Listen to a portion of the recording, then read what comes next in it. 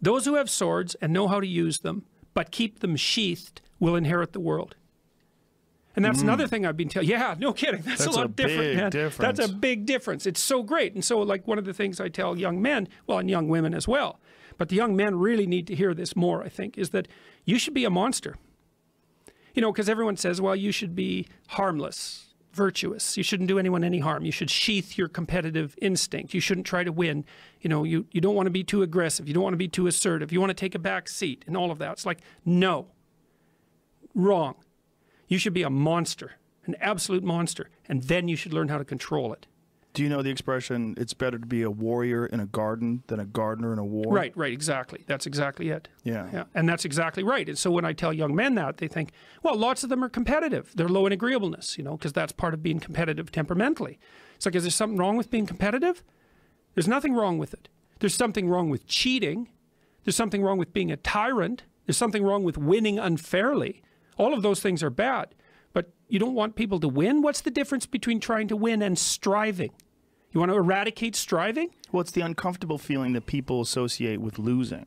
When they've personally experienced it, they look at losing as they've been oppressed or they've been hurt. But what they don't understand is that is the motivation for growth. And one of the most beautiful things that I think a young person can get involved in is martial arts, because martial arts teach you that in a way that very few things do. They teach you it in especially jiu-jitsu, because jiu-jitsu is so complex and there's so many possibilities to it that it attracts a lot of really smart people. If you think of jiu-jitsu, you would think of like brutish individuals engaging in this hard martial art. If you go to a real good jiu-jitsu school, you see nerds. You see a bunch of like really smart kids that really get obsessed with the possibilities of this physical language. This physical language also teaches you the consequences of not working hard, of not being prepared, of not understanding positions, of not doing due diligence and doing the work. And it's an amazing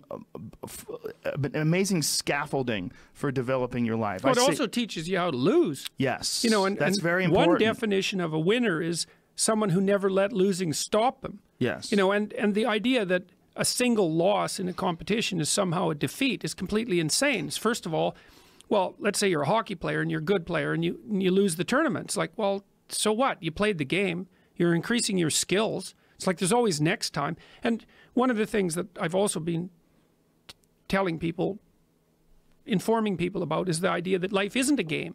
It's a series of games. And the right ethic is to be the winner of the series of games.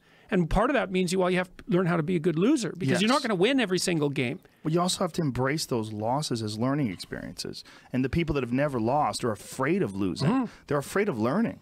You're afraid of that feeling. That terrible feeling that you get from losing is so beneficial. It's aided me in so many ways. Like, it's one of the reasons, and also one of the reasons why I talk so openly about bombing on stage.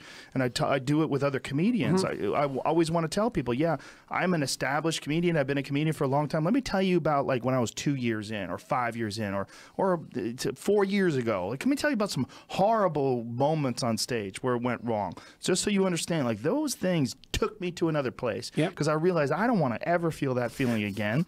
And so I ramped everything up. And then I went back to work, and I went over my notebooks, and I went over my recordings, and I figured out what I was doing wrong, and I tried to improve upon it. But if it wasn't for that horrible, sick feeling, that's the same feeling you get when you get tapped out in jiu-jitsu class.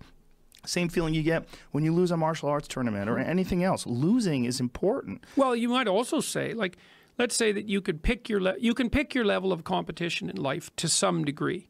Okay, so let's say you pick a level of competition where you're always winning.